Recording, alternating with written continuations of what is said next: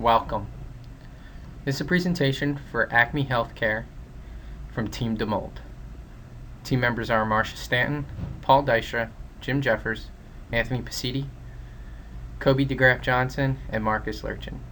We're here today to talk to you about invoking clinical cloud into Acme Healthcare's family of services. Hello everyone. Today I want to talk to you about Acme Healthcare and about the migration of our clinical information system to a new cloud computing platform. So, what is Acme Healthcare? Acme Healthcare is a cutting-edge healthcare provider looking to migrate our clinical information system to a new cloud computing platform. We are a network of healthcare providers that provide family practice, specialists, pharmaceutical distribution, and operate two primary hospitals and surgical wards in the greater northern New Jersey area. The purpose of this migration is to focus initially on our clinical information system within our family practices, with continual growth opportunities throughout our healthcare network of providers. In order to understand cloud computing in the healthcare industry and its impact on Acme Healthcare, we must understand the basics of cloud computing in general.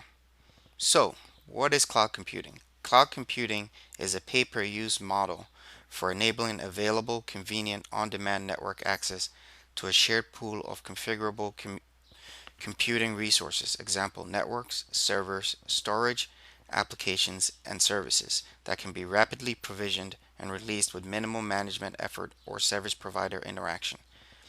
Some key characteristics of cloud computing are on-demand self-service, ubiquitous network access, resource pooling, rapid elasticity, homogeneity, location independence, measured service, and multi-tenancy. Some other things to note about healthcare computing is that clinical cloud implementations have been steadily growing in the last 5 years.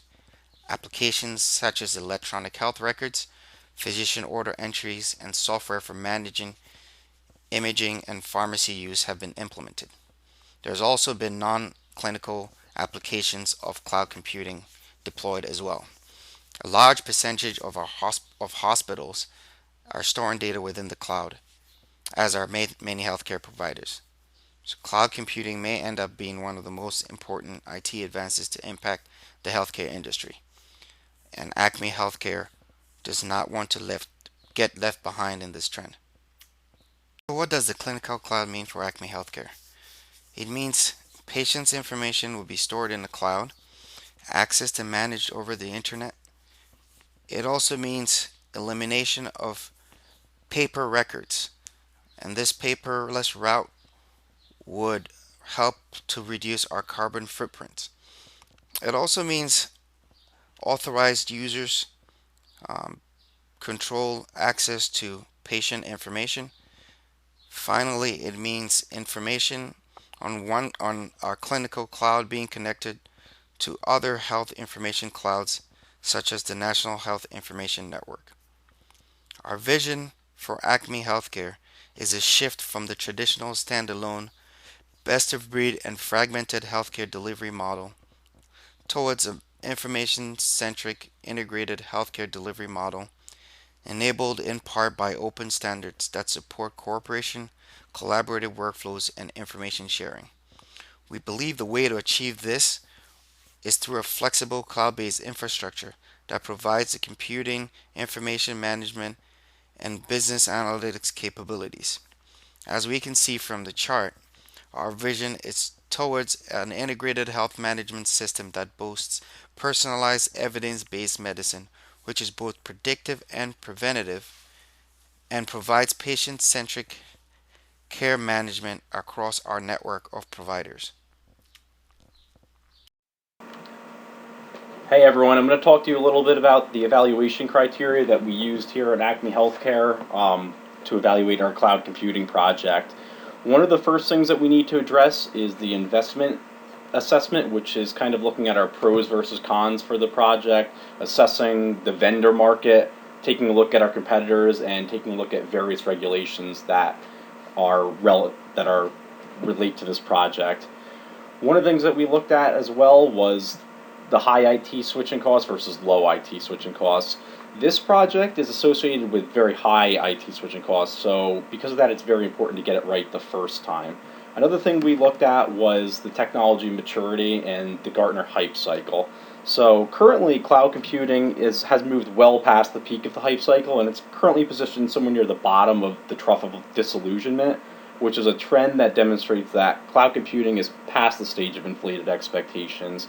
And even though many organizations have adopted cloud computing, with many of them delivering offerings in the cloud, it's not yet a standard technology that delivers a clear-cut value. So when we look at the hype cycle and we see that cloud computing currently resides at the end of the peak of inflated expectations, we see that there is an expected about 2 to 5 years before the mainstream is going to actually adopt this technology.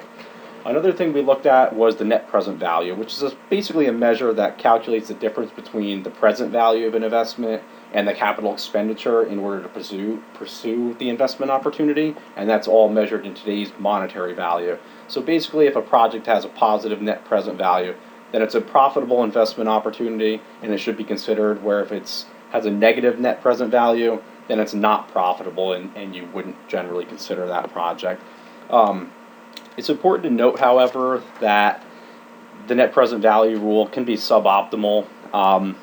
It has a faulty assumption that the decision is now or never, and that it doesn't really take into consideration the fact that you can delay a project and reevaluate it in the future. Which is why we also took a look at the real options theory, which can often be a superior measure for evaluating projects. It considers the option to delay a project when there's considerable uncertainty in the future. We feel as though there is considerable uncertainty in the future, so this is a project that would definitely benefit from real options analysis. So now I'm going to talk to you a little bit about the target implementation that we have for this cloud computing project.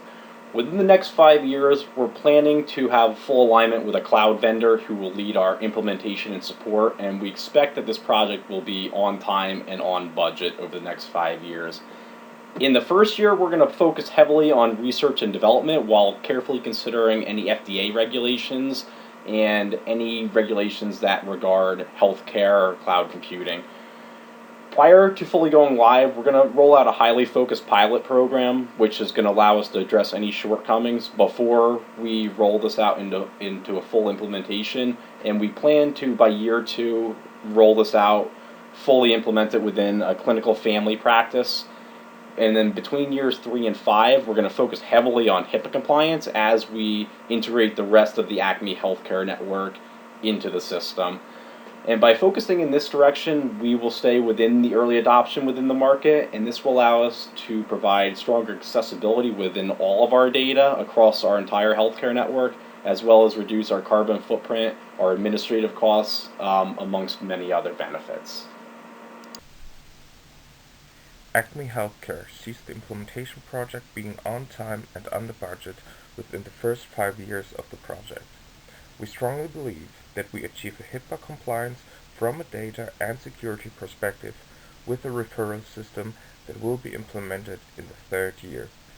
Between years 6 and 10, we are eager to have a connection to other healthcare facilities and are expected to be fully integrated with other Acme Healthcare practices. Year 11 to 15 is all about migrating history patient records into the new environment. The healthcare industry continues to grow at a healthy rate. So is Acme Healthcare.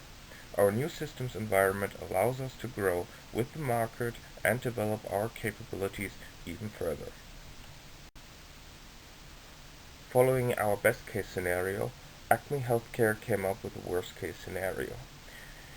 Years 0 to 5 sees Acme Healthcare without signed vendor contracts. This leads to significant financial risk. As a result, we will run over budget. In years 6 to 10, we are forced to sign a contract with a new vendor. The switching costs are severe, as we have to adopt a completely new system. This entire change of plan has a negative effect on our timing plan. Finally, we are able to catch up in year 11. However, Acme Healthcare has lost both money and time in adopting a completely new system. Nevertheless, a working cloud system is in place now, and we completed the implementation. Our total investment cost to implement cloud computing at Acme Health. Acme Healthcare would hope to realize many benefits from this. Since this project is a typical of most IT projects, cash flow is expected to be negative initially and turn to positive cash inflows in the future. With our cloud computing healthcare project, we expect cash flows to be negative for the first 5 years in the best case scenario, and in the worst case, these cash flows may remain negative for a longer period of time. Although it is important to note that this project is not particularly geared at increasing revenues, it may be required to do so long term. However, it is geared towards remaining competitive and reducing future costs, at least for the first 10 years.